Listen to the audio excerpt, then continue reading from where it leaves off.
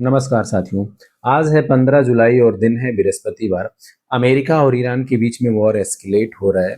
कहीं ना कहीं जो अमेरिका लगातार ये चाहता है कि डॉलर मजबूत रहे, उसका दबदबा पूरी दुनिया में बना रहे, उसी के कारण इस वॉर को और भी ज़्यादा एस्केलेट किया जा रहा है। अगर मैं अभी की बात करूं तो ब्रेंट 85 के ऊपर उछल करके पहुंच गया है, WTI $80 के ऊपर पहुंच गया है, जिससे डॉलर को शानदार मजबूती मिल रही है। यूएस का बॉन्ड मजबूत हो रहा है, यूएस का ट्रेजरी मजबूत हो रहा है। तो कहीं ना कहीं डोनाल्ड ट्रंप जो वो चाहते हैं वो वही हो रहा है और उन्होंने स्टेटमेंट दिया है कि अगले हफ्ते वॉर को वो और एस्केलेट करेंगे। साथियों, आज दो डेटा बहुत ही इंपॉर्टेंट आने वाला है, जिससे मार्केट का स्पेशली सिल्वर, गोल्ड और इक्विटी के बारे में पता चल जाएगा कि किस तरह से मोमेंटम आने वाले टाइम में होगा। सबसे पहला जो डेटा आएगा वो यूएस रिटेल सेल्स का डेटा आएगा। इससे ये पता चलेगा कि मार्केट में कितना डिमांड है। अगर वहाँ पे यूएस रिटेल सेल्स का डेटा कमजोर आता है, लोगों की परचेजिंग पावर कम हो जाती है, तो इससे आने वाले टाइम में कहीं ना कहीं रेट ऑफ इंटरेस्ट जो कट होने का एक प्लानिंग है, चाहे वो केविन वार्स का हो या ट्रंप का हो, वो कहीं ना कहीं उसमें विजिबिलिटी ज़्यादा आ जाएगी। अगर ये डेटा खराब आया तो इससे ये होगा कि लोगों की परचेजिंग पावर कम हो गई है, मार्केट में लिक्विडिटी की कमी है। तो आने वाले टाइम में कॉर्पोरेट्स मार्जिन बढ़ाना हो या लोगों के पॉकेट में पैसा डालना हो, रेट ऑफ इंटरेस्ट डाउन करना पड़ेगा उसके लिए। तो ये डेटा बहुत ही इंपॉर्टेंट है। दूसरा जो डेटा आने वाला है वो है अनएम्प्लॉयमेंट का। उससे ये पता चलेगा जॉबलेस क्लेम के डेटा से कि अमेरिका में कितने लोगों को जॉब मिल रहे हैं, क्या वहाँ पे अनएम्प्लॉयमेंट का स्टेटस है। अगर वहाँ पे लगातार बेरोजगारी बढ़ेगी तो ये भी कहीं ना कहीं मार्केट के फेवर में है। जैसे इन्फ्लेशन का डेटा मार्केट के फेवर में आया था, इन्फ्लेशन वहाँ पे गिर गया और केविन वॉर्स ने अपनी स्पीच में भी कहा कि इन्फ्लेशन को वो 2% लाने का उनका टारगेट है और ट्रंप उनको इसी वजह से ही लेकर गए थे कि रेट ऑफ इंटरेस्ट कहीं ना कहीं कट किया जाए।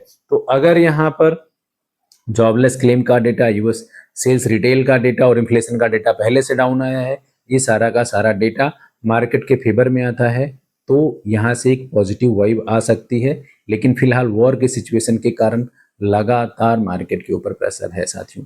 अगर मैं बात करूं चाइना की, तो चाइना में अभी सिल्वर $64 के ऊपर ट्रेड हो रहा है और कॉमिक्स के मार्केट में ये 57-58 के बीच के रेंज में घूम रहा है। गोल्ड की अगर मैं बात करूं तो गोल्ड अभी 4000 के ऊपर है। सिल्वर में जो मेजर सपोर्ट लेवल है वो $54 का भी है और 53 और $50 का भी है। तो ये तीन मेजर सपोर्ट है और जो रेजिस्टेंस है वो पहला 61 का है, दूसरा 65 और 68 का है। तो अभी फिलहाल ये एक रेंज में घूमते हुए दिखाई दे रहे हैं और ये सारे डेटा आने के बाद में यहाँ मोमेंटम का विजिबिलिटी आ जाएगी, क्लियरिटी आ जाएगी। साथ के साथ अगर मैं बात करूँ गोल्ड की, तो गोल्ड को 4000 पे एक बहुत मेजर सपोर्ट है। अगर उसको ब्रेक करता है तो फिर 3900 और उसके नीचे जाने के चांसेस बनेंगे। लेकिन गोल्ड ने जिस तरह से हर बार 4000 पे जब वो आता है तो सेंट्रल बैंक की वहाँ पे जबरदस्त बाइंग आई जाती है और वहाँ से वो बाउंस बैक कर जाता है। तो वो लेवल तोड़ना इतना ईजी नहीं होगा। अभी फिलहाल ऐसा नहीं दिखाई दे रहा है, जब तक कोई बहुत बड़ा न्यूज ना आ जाए या कोई ऐसा स्टेटमेंट ट्रम्प की तरफ से ना आ जाए या मार्केट में कोई उलट पुलट ना हो जाए।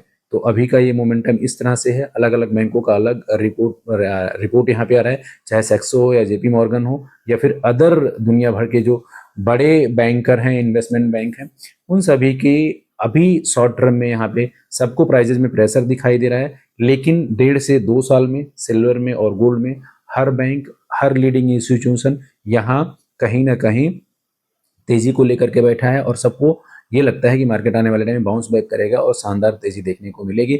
बात निफ्टी करें तो निफ्टी अभी भी 4000 के आसपास ही, 24,000 के आसपास ही स्ट्रगल कर रहा है। वहां से ना तो तेजी आ रही है, ना तो वहां से मार्केट गिर रहा है।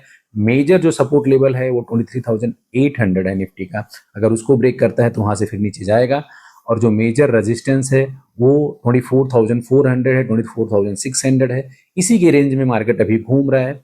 और अगर यहाँ पर निफ्टी कंसोलिडेट होता रहा तो आने वाले टाइम में निफ्टी में भी शानदार तेजी देखने को मिलेगी।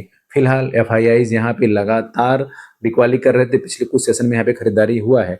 लेकिन जब ये मंथ का एंड का डेटा आ जाएगा तब पता चलेगा कि मंथ ऑन मंथ कंपेयर करने पे कि यहाँ पे बिकवाली हो रही है या स्टेबिलिटी बनी हुई है।